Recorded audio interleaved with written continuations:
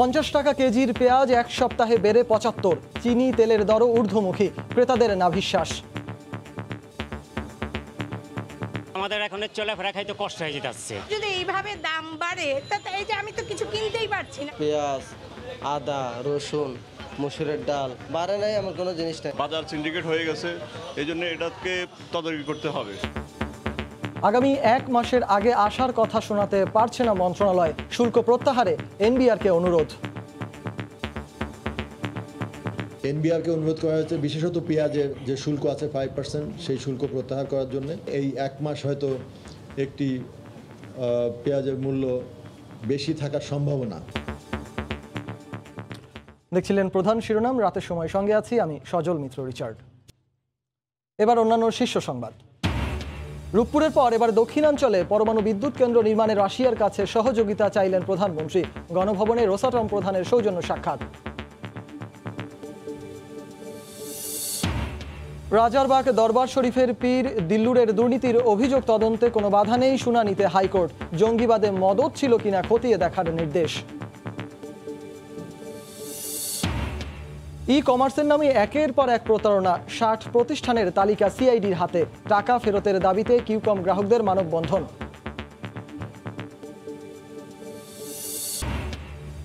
Dengue আক্রান্ত হয়ে হাসপাতালে ভর্তি না হতেই ঝরছে প্রাণ। গত বছরের চেয়ে রোগী বেড়েছে 20 গুণ। আবহাওয়ার পরিবর্তনে বেড়েছে এডিসের ঘনত্ব।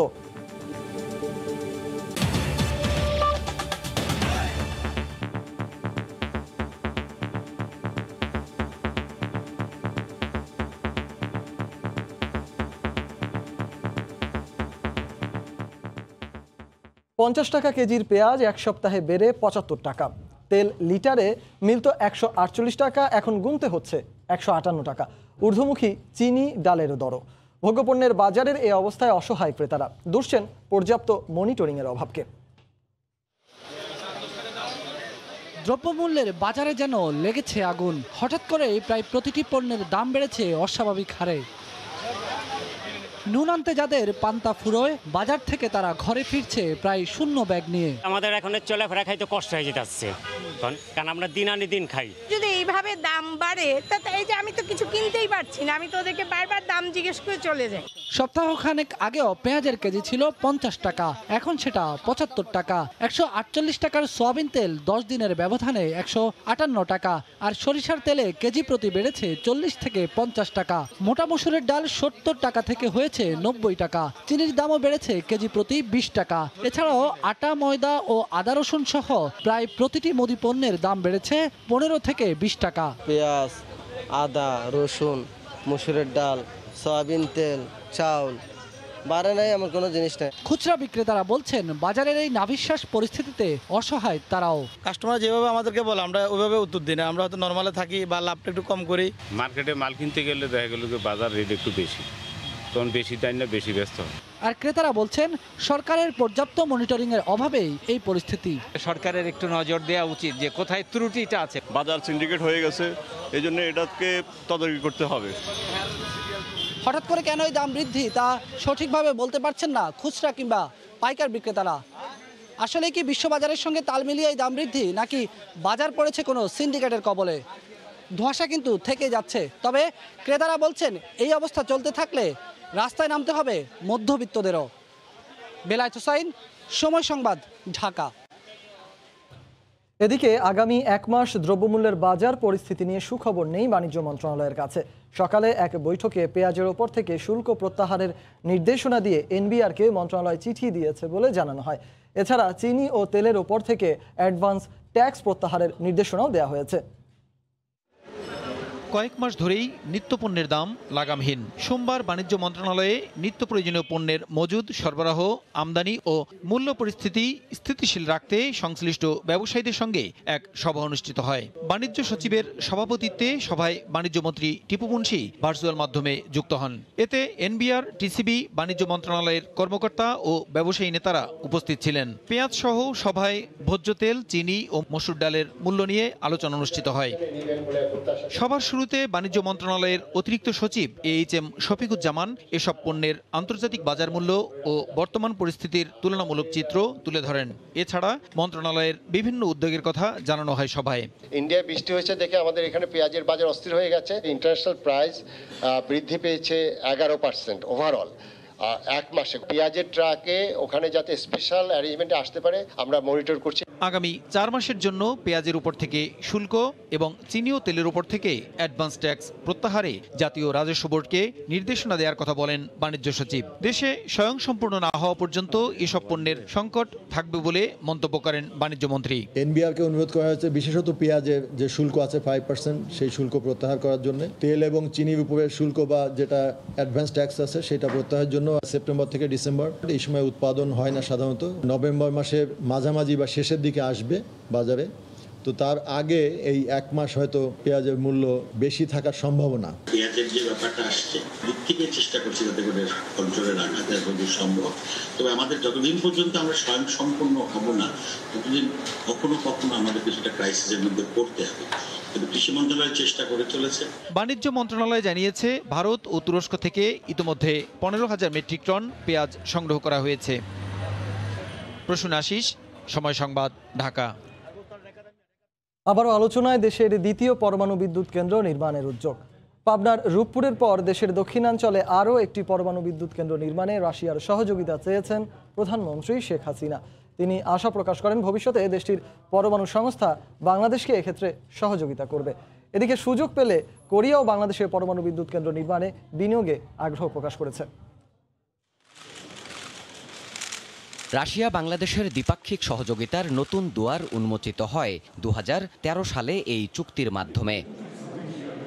সে সময় পরমাণু শক্তিধর দেশটির সঙ্গে বাংলাদেশে একটি নিউক্লিয়ার প্রকল্প বাস্তবায়নে স্টেট এক্সপোর্ট ক্রেডিট চুক্তি স্বাক্ষর করে দুদেশ।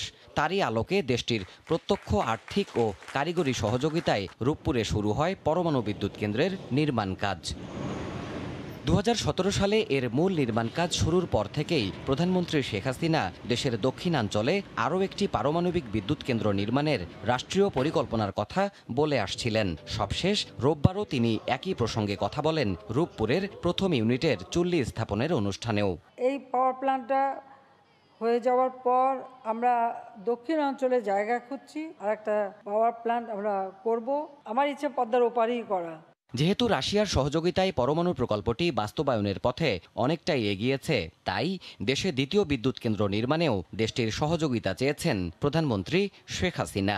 সোমবার সকালে গণভবনে প্রধানমন্ত্রীর সঙ্গে দেখা করেছেন রাশিয়ার রাষ্ট্রায়ত্ত পরমাণু সংস্থা রোসাটমের ডিজি অ্যালেক্সি লিখাচেভ। এই সৌজন্য সাক্ষাতে দেশটিকে পরমাণু খাতে আরও সহযোগিতার আহ্বান জানান প্রধানমন্ত্রী। রোসাটম প্রধান বলেন, বাংলাদেশের বিদ্যুৎ খাতে তার দেশ আরও সহযোগিতা করতে চায়। রূপপুরের নির্মাণযোগ্য ও বাস্তবায়নের সময়সীমা সম্পর্কেও শেখ হাসিনাকে অবহিত করেন অ্যালেক্সি লিখাচেভ। এদিকে দ্বিতীয় পরমাণু বিদ্যুৎ কেন্দ্রের নির্মাণ যজ্ঞে আগ্রহ দেখিয়েছে কোরিয়াও। ঢাকায় নিযুক্ত দেশটির রাষ্ট্রদূত সোমবার নারায়ণগঞ্জে এক অনুষ্ঠানে সাংবাদিকদের প্রশ্নের উত্তরে বলেন, সুযোগ পেলে কোরিয়াও বিনিয়োগ করতে চায় পরমাণু বিদ্যুতে। Obviously Korea will be very interested in finding opportunity in this country when it comes to the second site of nuclear power plants. I'm not sure about the financial capability. Korean দূত জানান, পরমাণু প্রযুক্তিতে তার দেশ এখন বিশ্বে তৃতীয় অবস্থানে। দেবাশিস রায়, সময় সংবাদ, ঢাকা। ই কমার্সের নামে একের পর এক বেরিয়ে আসছে কোটি কোটি টাকা প্রতারণার তথ্য। সন্দেহজনক লেনদেনে জড়িত 60টি প্রতিষ্ঠানের তালিকা করেছে সিআইডি। এর মধ্যে 32টির বিরুদ্ধে তদন্তও চলছে। এদিকে গ্রাহকের 50 কোটি টাকা আত্মসাতের ঘটনায় টিকিট.com-এর পরিচালক সহ 2 জনকে গ্রেফতার করা হয়েছে। এছাড়াও ইউকম ও থলে.com-এর 6 জনকে গ্রেফতার করেছে সিআইডি, যাদের বিরুদ্ধে রয়েছে গ্রাহকের 2.5 কোটি টাকা আত্মসাতের অভিযোগ। নামি দামি ব্র্যান্ডের ইলেকট্রনিক্স পণ্য 50% ছাড়ে দেওয়ার প্রতিশ্রুতি, সেই সঙ্গে নানা লোভনীয় অফার। 30 দিনের মধ্যে পণ্য দেওয়ার কথা বলে শত শত গ্রাহকের কাছ থেকে 2.5 কোটি টাকা নিলেও পণ্য দেয়নি ই কমার্স প্রতিষ্ঠান উইকম ও থলে.com। একইভাবে অনলাইন টিকেটিং এজেন্সি 24.com আত্মসাৎ করেছে গ্রাহকের 50 কোটি টাকা। এই 3 ই-কমার্স প্রতিষ্ঠানের 8 জনকে গ্রেফতারের পর এমন চাঞ্চল্যকর তথ্য জানায় সিআইডি। প্রতিষ্ঠানের মালিক মূলত একজনই, একটি হচ্ছে থলে.com আর একটা হচ্ছে উইকম.com। এই দুটি প্রতিষ্ঠানের প্রচুর গ্রাহক আছেন, যে গ্রাহকরা দীর্ঘদিন যাবৎ তাদের কাছ থেকে পণ্য কিনেছেন, টাকাও দিয়েছেন, কিন্তু পণ্য সরবরাহ পান নাই, টাকাও ফেরত পাওয়া যায়নি। ই-কমার্স প্ল্যাটফর্মের সুযোগ নিয়ে প্রতারক চক্র গ্রাহকের কাছ থেকে কোটি কোটি টাকা হাতিয়ে নিয়ে বিদেশে পাচার করছে। অনলাইন প্ল্যাটফর্মে একটা কমন ট্রেন্ড দেখতে পাচ্ছি যে প্রতারণামূলক কর্মকাণ্ডের পরিমাণটায় বেশি হয়ে যাচ্ছে। আরেক ই-কমার্স প্রতিষ্ঠান রিং আইডি 2008 সাল থেকে এখন পর্যন্ত গ্রাহকের কাছ থেকে প্রায় 1000 কোটি টাকা হাতিয়ে নিয়েছে। অস্বাভাবিক ডিসকাউন্টে পণ্য বিক্রি ও ই-ওয়ালেটের মাধ্যমে শুধু সেপ্টেম্বর মাসেই 200 কোটি টাকা রিং আইডির অ্যাকাউন্টে যায়। প্রায় 100 কোটি টাকার মতো প্রতি মাসেই ইনজেক্ট হয়েছে, ভিতরে গেছে টাকা। সেপ্টেম্বর মাসে হাইয়েস্ট অ্যামাউন্ট ছিল, এটা মোর দেন 200 crore এক মাসে। গ্রাহকের টাকা লোপাট প্রতিরোধে অভিযুক্ত ই-কমার্স প্রতিষ্ঠানগুলোর সব ব্যাংক অ্যাকাউন্ট ফ্রিজ করা হচ্ছে বলেও জানিয়েছে সিআইডি। মার্জিয়া মুমু, সময় সংবাদ, ঢাকা। এদিকে টাকা ফেরতের দাবিতে মানববন্ধন করেছেন কিউকমের গ্রাহকরা। বিকেলে রাজধানী প্রেস ক্লাবে আয়োজিত মানববন্ধন থেকে গ্রাহকরা জানান, গেটওয়ে পেমেন্ট প্রতিষ্ঠান ফার্স্টারের কাছে কিউকমের গ্রাহকদের 397 কোটি টাকা আটকে আছে। এ সময় মানববন্ধনে ই-কমার্স প্রতিষ্ঠান বন্ধ না করে আইনি কাঠামোতে এনে ব্যবসার সুযোগ এবং গ্রাহকদের পাওনা দ্রুত পরিশোধ সহ 7 দফা দাবি জানান তারা।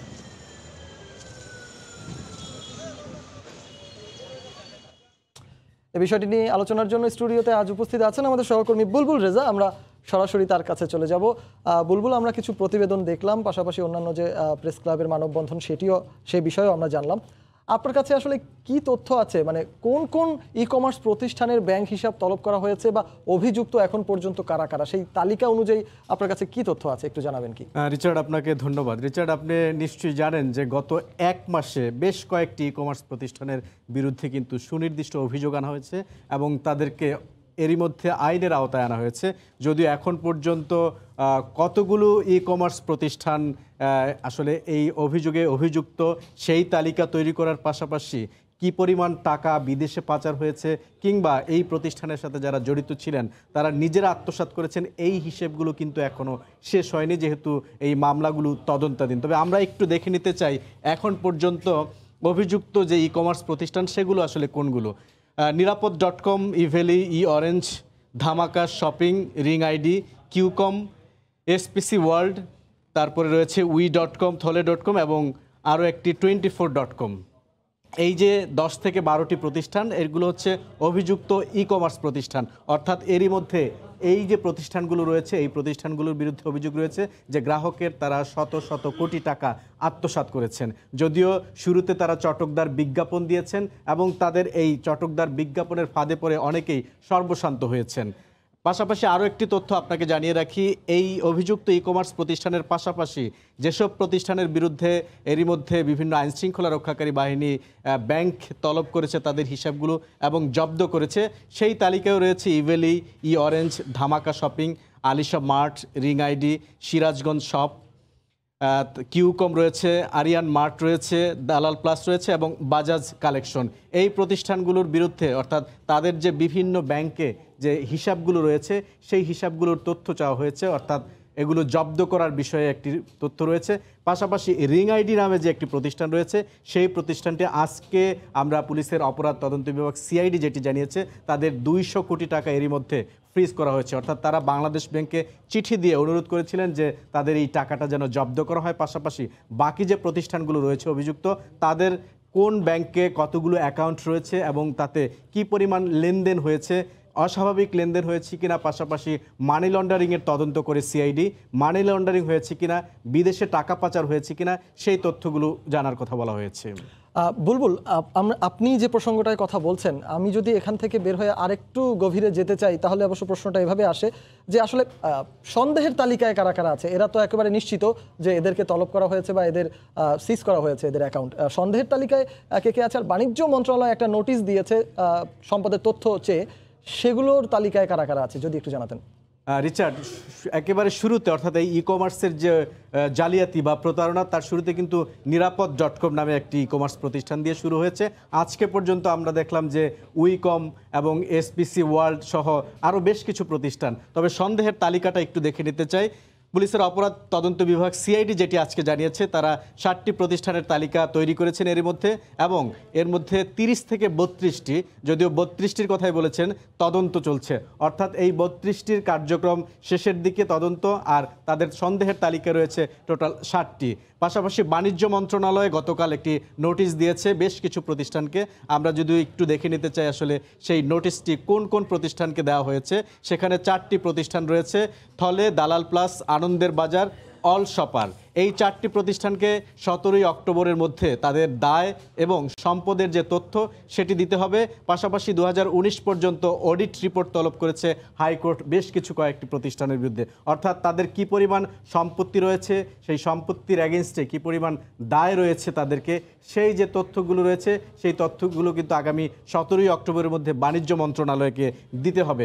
পাশাপাশি হাইকোর্টও কিন্তু একটি নোটিশ দিয়েছে যে 2019 পর্যন্ত, অর্থাৎ যেই প্রতিষ্ঠানগুলো শুরু থেকে এখন পর্যন্ত 2019 পর্যন্ত কি পরিমাণ লেনদেন করছে সেটি জানতে চেয়েছে জয়েন্ট এক্সচেঞ্জ কমিশন রয়েছে একটি, সেই কমিশনের কাছে।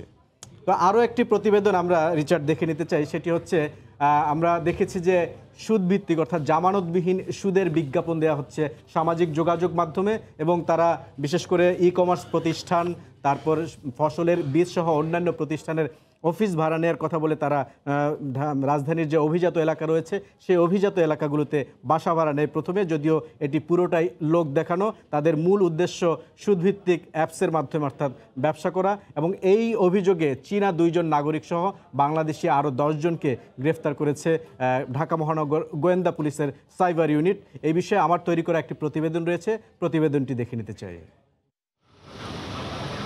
1 বছর আগে বারিধারার ডিওএইচএস-এর 4 নম্বর সড়কের এই বাড়িটির 5ম তলা ভাড়া নেন 2 চীনা নাগরিক। বাসার মালিককে বলেছিলেন চীন থেকে ফসলের বীজ এনে এদেশে বিক্রি করবেন। একই এলাকার এই বাসাটির 2য় তলাও 3 মাস আগে ভাড়া নেন ওই 2 চীনা নাগরিক। কথা ছিল আইটি ফার্মের অফিস করার। ভুয়া তথ্য দিয়ে বাসা ভাড়া নেওয়া 2 চীনা নাগরিককে গ্রেফতার করেছে গোয়েন্দা পুলিশ। গ্রেফতার করা হয়েছে তাদের সহযোগী আরও 10 বাংলাদেশিকে। অভিযোগ, তারা অ্যাপস ভিত্তিক সুদের ব্যবসা করে গ্রাহকের লাখ লাখ টাকা হাতিয়ে নিয়েছেন। পুলিশের তথ্য অনুযায়ী ক্ষুদ্র ঋণের নামে অন্তত 10টি অ্যাপস অবৈধভাবে বাংলাদেশে সুদের কারবার করছে। এসব অ্যাপ নিয়ন্ত্রণ ও পরিচালনা করা হয় চীন থেকে। রাজধানীর বিভিন্ন এলাকায় অফিস ভাড়া নেওয়ার সময় তারা তথ্য প্রযুক্তি কোম্পানি, ফসলের বীজ ও ই কমার্সের ব্যবসার কথা বলে। মূলত চায়নারা এই ব্যবসাটুকু পরিচালনা করে, এবং তারা যখন এই বাংলাদেশে প্রথম তারা কোনো ব্যবসা পরিচালনার জন্য তারা করে, তখন তারা আমাদের যেই বোর্ড অফ ইনভেস্টমেন্টের সাথে যেভাবে চুক্তিবদ্ধ হয় সেটা হচ্ছে তারা সফটওয়্যার কোম্পানি হিসেবে এনলিস্টেড হয়। কিন্তু যেটা তারা বর্তমানে করছে সেটা হলো তারা লোনের একটা প্রতারণার আশ্রয় নিচ্ছে অনলাইনে, এবং এদের দ্বারা অনেক ভিকটিমাইজড হচ্ছে। গত 1 বছরে এসব অ্যাপ সর্বনিম্ন 1 লাখ থেকে সর্বোচ্চ 10 লাখের বেশিবার ডাউনলোড হয়েছে। পুলিশের ধারণা এদের বেশিরভাগই প্রতারণার শিকার হয়েছেন। এসব অবৈধ ডিজিটাল সুদের মহাজনদের বিষয়ে সতর্ক থাকার পরামর্শ বাংলাদেশ ব্যাংকের। বাংলাদেশ ব্যাংক কেন, এই দায়ভার আসলে কারোরই না। কারণ এই জাতীয় ফল যখন কোনো অ্যাপস পাঠাবে, যখন আসবে মার্কেটে, সেই ক্ষেত্রে অবশ্যই কেউ এটা ডাউনলোড করার আগে বা এখানে যদি কোনো ঋণ প্রস্তাব থাকে সেই ক্ষেত্রে তাকে সচেতন হতে হবে। অ্যাপস ভিত্তিক ঋণের ফাঁদে পা না দেওয়ার পরামর্শ পুলিশেরও। বুলবুল রেজা, সময় সংবাদ, ঢাকা। রিচার্ড, বুলবুল, আপনার প্রতিবেদনেই একটা বিষয় দেখা গেল, সেটি হচ্ছে গিয়ে আসলে বাংলাদেশি যারা এর সাথে জড়িত তাদেরকেও গ্রেপ্তার করা হয়েছে, এবং সেই তালিকায় 2 জন চীনের নাগরিক রয়েছেন। আইনের প্রয়োগের ক্ষেত্রে এই চীনের নাগরিকদের ব্যাপারে আসলে কি ধরনের আইন প্রয়োগ হবে, সেটাতেই আসলে বাংলাদেশের আইনেই তাদের বিচার হবে নাকি অন্য কোনোভাবে তাদের বিচারের আওতায় আনা হবে? রিচার্ড, বাংলাদেশের যাদেরকে গ্রেফতার করা হয়েছে 10 জনকে, তাদের বাংলাদেশের যে প্রচলিত আইন রয়েছে সেই আইন অনুযায়ী তাদের বিরুদ্ধে ব্যবস্থা নেওয়া হবে। আর বিদেশি নাগরিকরা বাংলাদেশে এসে কোনো অপরাধ সংগঠন করলে বা এতে যদি তারা সম্পৃক্ততা প্রমাণ হয় তাহলে বিদেশিদের জন্য একটি আইন রয়েছে। পাশাপাশি বিদেশি যে দূতাবাস রয়েছে সেই দূতাবাসের মাধ্যমেও একটি সমঝোতা হতে পারে। অর্থাৎ যেহেতু আমাদের দেশের সাথে বিশ্বের অনেক দেশের বন্দি বিনিময় চুক্তি থাকে, সেটি হচ্ছে অর্থাৎ বিচার শেষ পর্যায়ে যদি সংগঠিত হয় সেই ক্ষেত্রে। আর এছাড়াও এই যে চাইনিজ নাগরিকরা রয়েছেন তারা বাংলাদেশে কি উদ্দেশ্যে এসেছিলেন, তাদের ভিসার মেয়াদ রয়েছে কিনা, এই বিষয়গুলো দেখে বিদেশিদের জন্য যে আইন রয়েছে সেই আইন অনুযায়ী তাদের বিরুদ্ধে ব্যবস্থা নেওয়া হবে। যেভাবেই বিচার প্রক্রিয়া সম্পন্ন হোক না কেন, গ্রাহকদের এই ভোগান্তি, ই কমার্সের এই প্রতারণার যে বিষয়গুলো ধীরে ধীরে স্পষ্ট হচ্ছে, এগুলো একটা সময় নিরসন হবে এবং গ্রাহকরা তাদের টাকা ফেরত পাবে, এটাই অন্ততপক্ষে সবাই আসলে এখন প্রত্যাশা করে। অসংখ্য ধন্যবাদ আপনাকে বুলবুল রেজা, আমাদের সাথে যুক্ত হয়ে এত তথ্যপূর্ণ বিশ্লেষণ তুলে ধরার জন্য। আপনাকেও ধন্যবাদ। ই কমার্স প্রতারণা এবং এই বিষয়ে যে বিচার প্রক্রিয়া রয়েছে সে বিষয়ে বিস্তারিত আলোচনার জন্য আজ আমাদের সঙ্গে স্টুডিওতে উপস্থিত ছিলেন সহকর্মী বুলবুল রেজা। রাতের সময়ে আরও থাকছে 21শে পদকপ্রাপ্ত নাট্যাভিনেতা ডক্টর ইনামুল হকের মৃত্যুতে সাংস্কৃতিক অঙ্গনে শোক, সহকর্মী ভক্ত অনুরাগীদের স্মৃতিচারণ, কাল কেন্দ্রীয় শহীদ মিনারে শ্রদ্ধা। দুর্নীতির অনুসন্ধান বন্ধে রাজারবাগ দরবার শরীফের পীর দিল্লুরের আবেদনে সাড়া দেননি দেশের সর্বোচ্চ আদালত। এর ফলে দুদকসহ 3টি সংস্থা তার বিরুদ্ধে দুর্নীতির অভিযোগ তদন্ত করতে পারবে। এর আগে ভুয়া মামলার ফাঁদে ফেলে হয়রানি ও সম্পত্তি আত্মসাতের অভিযোগে তার বিরুদ্ধে ব্যবস্থা নিতে সুপারিশ করেছিল মানবাধিকার কমিশন। দুদক বলছে আইন অনুযায়ী ব্যবস্থা নেওয়া হবে পীরের বিরুদ্ধে। ভুয়া মামলায় ফাঁসিয়ে হয়রানি ও সম্পত্তি দখলের অভিযোগ ওঠে রাজারবাগ দরবার শরীফের পীর দিল্লুর রহমানের বিরুদ্ধে। সিআইডির এক প্রতিবেদনে বলা হয়েছে এরকম 800টি ভুয়া মামলা করেছে রাজারবাগ। তদন্তে নামে জাতীয় মানবাধিকার কমিশনও। তাদের তদন্তেও উঠে আসে অনিয়মের নানা তথ্য। দৌরাত্ম্য বন্ধে রাজারবাগ পীরের সব আস্তানা বন্ধের সুপারিশও করে কমিশন। সিআইডি ও মানবাধিকার কমিশনের 2টি রিপোর্ট আমলে নিয়ে পীর দিল্লুর রহমানের দুর্নীতি তদন্তে দুদককে নির্দেশ দেন উচ্চ আদালত। জঙ্গিবাদে মদদ দেয়া হচ্ছে কিনা তাও খতিয়ে দেখতে বলা হয়। উচ্চ আদালতের এই আদেশ স্থগিত চেয়ে আবেদন করে পীর দিল্লুর। শুনানি শেষে হাইকোর্টের আদেশে বহাল রাখা হয়, ফলে তার বিরুদ্ধে দুর্নীতির তদন্তে কোনো বাধা রইল না। পীর সাহেবের বিরুদ্ধে এবং তার সঙ্গে সংশ্লিষ্ট ব্যক্তিবর্গের সম্পদের বিরুদ্ধে হাইকোর্ট যে তদন্তের নির্দেশ দিয়েছে এটি চলতে কোনো বাধা নাই। দুর্নীতি দমন কমিশন, কাউন্টার টেররিজম সেল এবং একই সাথে সিআইডি তাদেরকে যে রিপোর্ট দিয়েছে তারা তদন্ত করে রিপোর্ট দায়ের করবেন 30শে নভেম্বরের মধ্যে। এতে কোনো বাধা থাকলো না এখন আর। দুদকের আইনজীবী বলছেন আদালতের আদেশ হাতে পেলে নেওয়া হবে রাজারবাগ পীরের বিরুদ্ধে আইনি পদক্ষেপ। রাজারবাগের পীরের যে শত শত কোটি টাকা, সেই সম্পদ, এই সম্পদের উৎসগুলো সম্পর্কে আগামী 30শে নভেম্বরের ভিতরে একটা প্রতিবেদন দাখিল করতে বলেছে। কপিটা পায়নি, তবে তারা অর্ডারের কপি পাওয়ার সাথে সাথেই তারা আনুষ্ঠানিকভাবে কাজ শুরু করবে। এদিকে রাজারবাগ পীরের বিরুদ্ধে মামলা করায় হুমকি দেওয়ার অভিযোগ করেছেন ভুক্তভোগীদের আইনজীবী। নিরাপত্তার জন্য থানায় জিডিও করেছেন তিনি। আফজাল হোসেন, সময় সংবাদ, ঢাকা। দেখছেন রাতের সময়। 1 নভেম্বর থেকে ঢাকা ও চট্টগ্রামে কেবল নেটওয়ার্ক ডিজিটালাইজেশনের কাজ শুরু হবে বলে জানিয়েছেন তথ্যমন্ত্রী ডক্টর হাসান মাহমুদ। দুপুরে সচিবালয়ে সাংবাদিকদের তিনি আরও বলেন, ক্লিন ফিডের পর এবার ডিজিটালাইজেশন বাস্তবায়নে সরকার বদ্ধপরিকর। ডিজিটালাইজেশনের কাজটা আমরা সব পক্ষের সাথে আলোচনা করেছিলাম। যেই বৈঠকে সিদ্ধান্ত হয়েছিল 1 অক্টোবর থেকে ক্লিন ফিট বাস্তবায়ন করা হবে, সেই একই বৈঠকে সিদ্ধান্ত ছিল যে ঢাকা, চট্টগ্রাম সহ মেট্রোপলিটন শহরগুলোতে 1 নভেম্বর থেকে, অর্থাৎ 1 নভেম্বরের আগেই, বিশেষ করে ঢাকা চট্টগ্রামে 1 নভেম্বরের আগেই এখানে ডিজিটালাইজেশন নিশ্চিত করা হবে। আমি সেটি আবার মনে করিয়ে দিচ্ছি, ডিজিটালাইজেশন না হওয়ার কারণে যেটি হচ্ছে, সরকার রাজস্ব হারাচ্ছে বছরে প্রায় 2000 কোটি টাকা। রাতের সময় আরও থাকছেন, বাংলাদেশের বিশ্বকাপের মূল স্কোয়াডে থাকা তাসকিন ও সাইফুদ্দিন ভুগছেন ইনজুরিতে।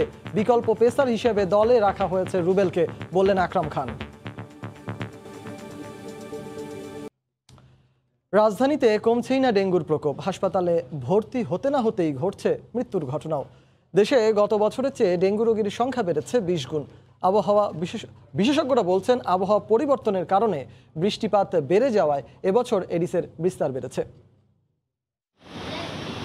5ম শ্রেণীর ফাতেমা আক্তার ডেঙ্গু আক্রান্ত হয়ে ভর্তি হয়েছেন রাজধানীর মিটফোর্ড হাসপাতালে। ফাতেমার মা বলছেন, আগের চেয়ে ফাতেমার অবস্থা তুলনামূলক ভালো। শরীর অনেক দুর্বল, পড়তে পারে না, খাওয়া দাওয়া কিছু করে না, আল্লাহ মেডিকেল নিয়ে আসছি, আল্লাহ দিলে সুস্থ হয়েছে। পরীক্ষা করে দেখলো যে ডেঙ্গু হয়েছে, কিন্তু ওখানে তো ভর্তির কোনো অপশন নেই, বললো যে এখানেই ভর্তি করতে হবে। তারপর সারাদিন ঘুরে টুরে এখানে এসে ভর্তি করছি, আজকে 3 দিন এখানে।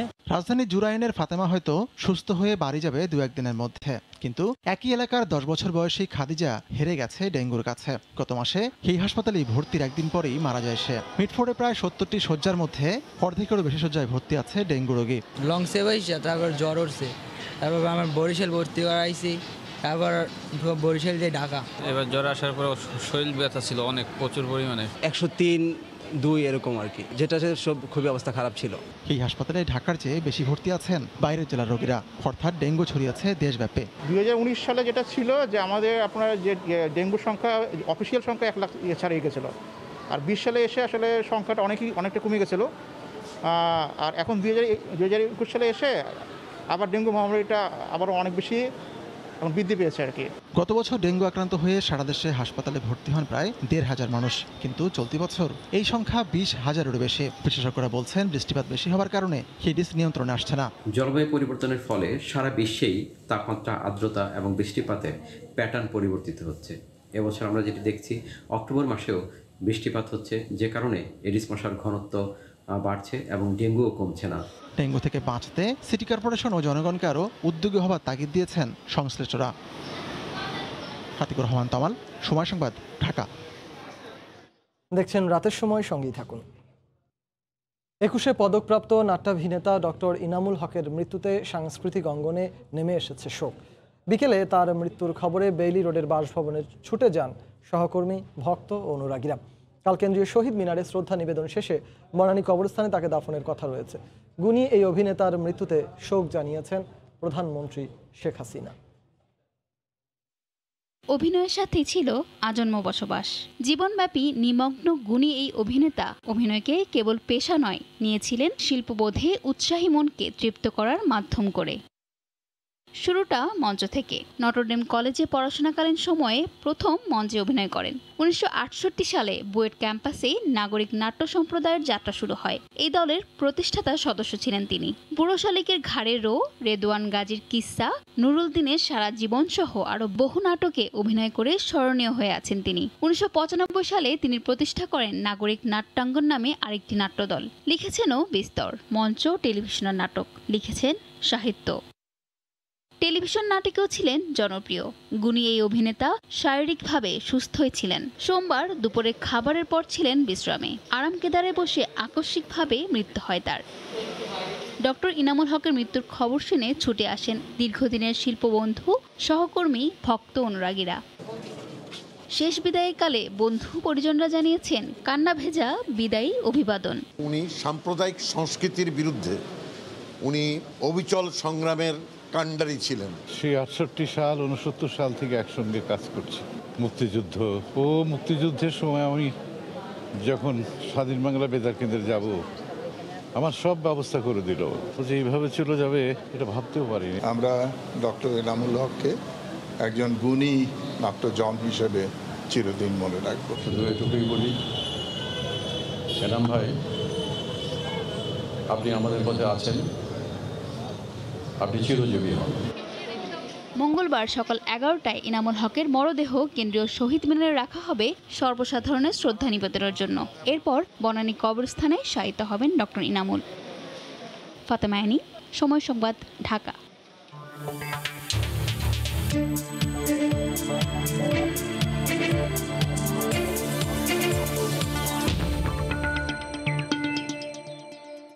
রেলপথে কন্টেইনার পরিবহনে ধীর গতির কারণে দেশের আমদানি রপ্তানি বাণিজ্যে জটিলতার শঙ্কা দেখা দিয়েছে। চাহিদা থাকা সত্ত্বেও প্রয়োজনীয় ওয়াগন না পাওয়ায় আইসিডিতে কন্টেইনার জট।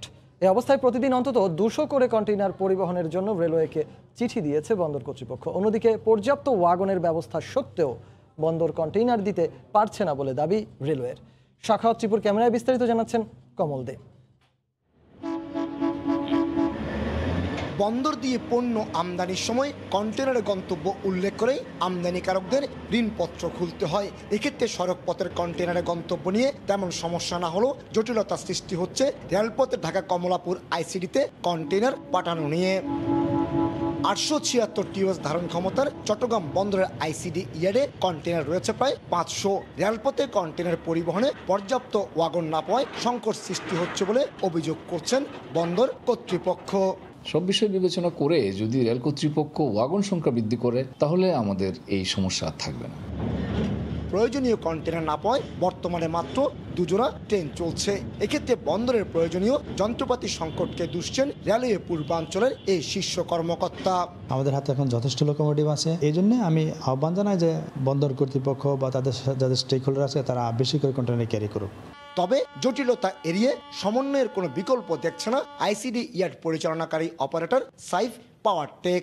দুই পক্ষের সমন্বয় করতে হবে। যখন কন্টেনারের ডিমান্ড থাকবে তখন রেলকে ওয়াগন দিতে হবে, তখন এই জিনিসটা সমন্বয় হবে। চট্টগ্রাম বন্দর কর্তৃপক্ষ প্রতি বছর যে পরিমাণ কন্টেনার হ্যান্ডেলিং করে এর মধ্যে 96% কন্টেনার পরিবহন হয় সড়ক পথে, আর রেলপথে মাত্র 4% কম। অথচ ব্যাপক সম্ভাবনা থাকা সত্ত্বেও কন্টেনার পরিবহনে এই রেলপথকে কাজে লাগানো যাচ্ছে না। চট্টগ্রাম বন্দর থেকে কমল দে, সময় সংবাদ। দেখছেন রাতের সময়, সঙ্গেই থাকুন। অবৈধভাবে বসবাসরত অভিবাসীদের জন্য সুখবর দিল কাতার। 10 অক্টোবর থেকে 31 ডিসেম্বর পর্যন্ত বৈধ হওয়ার সুযোগ দিয়েছে দেশটি। এদিকে অবৈধভাবে বসবাসরত প্রবাসী বাংলাদেশিদের বৈধ হওয়ার আহ্বান জানিয়েছে বাংলাদেশ দূতাবাস। কাতার প্রতিনিধি আনোয়ার হোসেন মামুনের তথ্য ও ছবি নিয়ে রিপোর্ট। দীর্ঘ 20 বছরের বেশি সময় পর কাতারে অবৈধভাবে বসবাসরত অভিবাসীদের বৈধ হওয়ার সুযোগ দিয়েছে দেশটি। 10 অক্টোবর থেকে 31 ডিসেম্বর পর্যন্ত কাতারে নানা কারণে অবৈধ হয়ে পড়া অভিবাসী ও প্রবাসী বাংলাদেশিরা বৈধ হওয়ার সুযোগ পাবেন। কাতার সরকারের এমন সিদ্ধান্তে খুশি দেশটিতে অবৈধভাবে বসবাসরত প্রবাসী বাংলাদেশিরা। বৈধ হওয়ার সুযোগটিকে পুরোপুরি কাজে লাগাতে চান তারা। বৈধ হওয়ার জন্য বাংলাদেশ দূতাবাসের সার্বিক সহযোগিতাও আশা করছেন প্রবাসীরা। এদিকে কাতার সরকারের ঘোষিত সময়ের মধ্যে অবৈধ প্রবাসী বাংলাদেশিদের বৈধ হওয়ার আহ্বান জানিয়েছে কাতারের বাংলাদেশ দূতাবাস। আমাদের দূতাবাসের তরফ থেকে মাননীয় রাষ্ট্রদূতের সদর নির্দেশনায় আপনার এই প্রক্রিয়াটি অনুসরণ করার জন্য আমরা আপনাদেরকে সচেতন করার উদ্যোগ হিসাবে আমাদের দূতাবাসের ওয়েবসাইট, সামাজিক যোগাযোগ মাধ্যম এবং বাংলাদেশি কমিউনিটির যে সংগঠনগুলো আছে ওনাদের মাধ্যমে ব্যাপকভাবে সচেতন করার প্রচেষ্টা চালিয়ে যাচ্ছি। বৈধ হওয়ার জন্য আবেদন ফর্ম পূরণ করে কাতার সরকার ঘোষিত সার্ভিস সেন্টারগুলোতে নিয়ে যেতে হবে। সার্ভিস সেন্টারগুলো হলো উম্মে সালাল, উম্মে সুনাইম, মেসাইমার, আল ওয়াকরা ও আল রাইয়ান সার্ভিস সেন্টার। ঘোষিত সময়ের মধ্যে বৈধ না হলে কঠোর ব্যবস্থা নেওয়ার হুঁশিয়ারিও দিয়েছে দেশটির প্রশাসন। সময় সংবাদ, কাতার। দেখছেন রাতের সময়, সঙ্গেই থাকুন। দেখছেন রাতের সময়।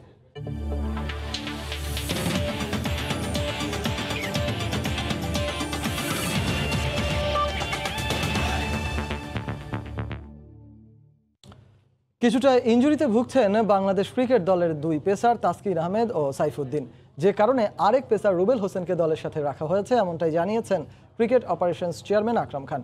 টিম ম্যানেজমেন্টের সিদ্ধান্তেই রিজার্ভ স্কোয়াডে থাকা আমিনুল বিপ্লবকে দেশে ফেরত পাঠানো হয়েছে বলেও জানান তিনি। রেখেছি বিকজ ওখানে আমাদের 2টা ফাস্ট বলারের ইনজুরির একটু সমস্যা দেখা গিয়েছে। আপনার তাসকিন এবং সাইফুদ্দিনের ব্যাকটা একটু স্টিভ আছে, সো আমরা কোনো রিস্কটা নিইনি। যদি ওর ইনজুরি না থাকতো তাহলে রুবেলও চলে আসতো। যেহেতু দুবাই আমাদের এখান থেকে আপনার দূরত্বটা বেশি না, আমরা আপনার দিনে দিনে কিন্তু প্লেয়ার পাঠাতে পারবো। আইসিসি ওয়ার্ল্ড কাপে যেটা 15 জনের জন্য যে ফ্যাসিলিটিস থাকে, বাকি যে এক্সট্রা আছে ওদের জন্য কিন্তু ওই ফ্যাসিলিটিসটা সেম থাকে না, বিদায় আমরা ওই ঝামেলায় যেতে চাইনি। আমরা এখানে আল্লাহ না করুক যদি কোনো অঘটন হয়, এখান থেকে প্লেয়াররা খেলার মধ্যে থাকবে, ওরা এখান থেকে জয়েন করবে। দুরন্ত বাইসাইকেল হোম ডেলিভারি পেতে কল করুন 08007777777 নম্বরে।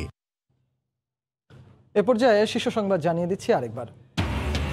50 টাকা কেজির পেঁয়াজ 1 সপ্তাহে বেড়ে 75 ঊর্ধ্বমুখী চিনি তেলের দরও। 1 মাসের আগে আসার কথা শোনাতে পারছে না মন্ত্রণালয়, শুল্ক প্রত্যাহারে এনবিআরকে অনুরোধ।